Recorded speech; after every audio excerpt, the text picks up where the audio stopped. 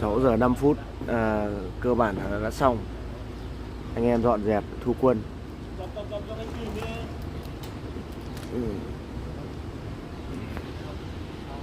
Nhưng mà kết quả công việc cơ bản đạt.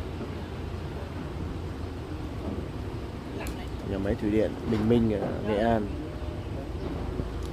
anh em cơ bản được việc cũng vui vẻ.